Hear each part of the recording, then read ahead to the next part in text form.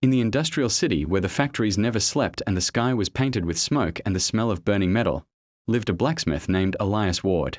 His body was as solid as the iron he forged, yet his heart carried a wound no flame could heal.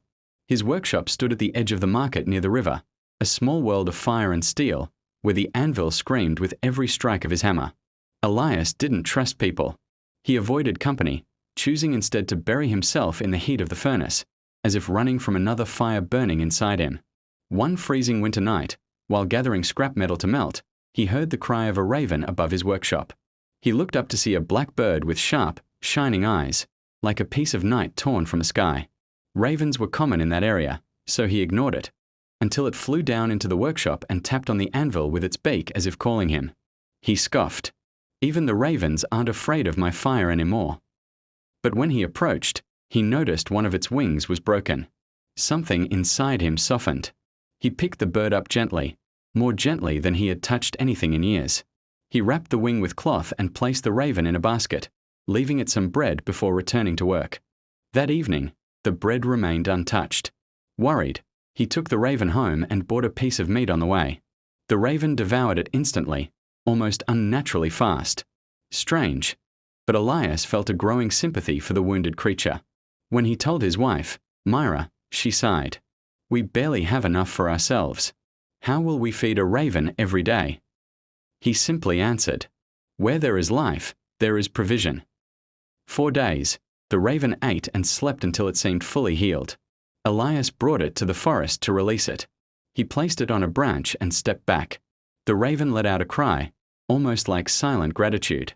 But when Elias returned to his workshop, he found the raven waiting at the door, holding a small cloth bundle in its beak. It placed it at his feet and vanished into the trees. Inside the cloth were pure gold coins, unlike anything he had ever seen. He ran home and showed Myra. She noticed writing on the cloth. Elias read the words, and his heart froze.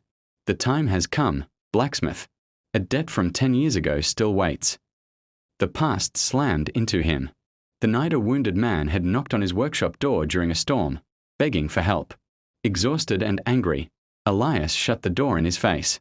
The next morning, the man's body was found by the river. Since that night, Elias lived with a guilt that never left him. I'd named Holden.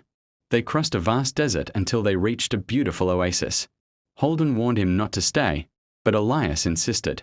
At sunset, the ground split open, swallowing the entire oasis. A trap left by the sorcerers.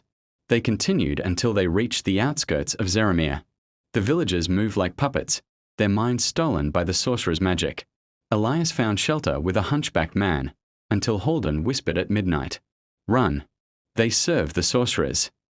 They escaped and found an old sage who once served the king. He told them they must seek the righteous man who had been tricked into giving the black stone to the sorcerers. They found him, a broken man filled with regret. He agreed to help.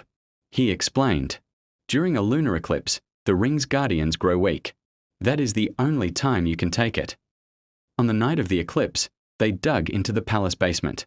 The closer they got, the more the spirits shrieked and burned. So Elias knew the ring was near. At last, he found it. When he put it on, raw power surged through him. The spirits fled. Holden whispered, "The ring burns spirits only if they have no master. You are my master now." They brought the ring back to the king.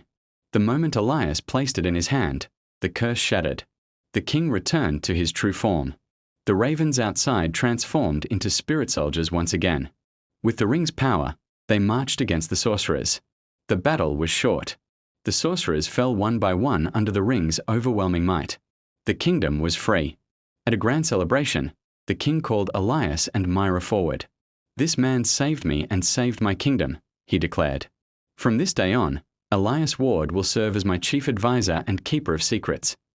And so, the man who once hid behind the fire to escape his guilt, forged a new destiny for himself, just as he forged iron in the flames. Thus ends our story, but stories never truly end. If today's events touched you, support the clip with a like, and share your feelings in the comments. And don't forget to subscribe so you don't miss the next story. It might be more powerful than you expect.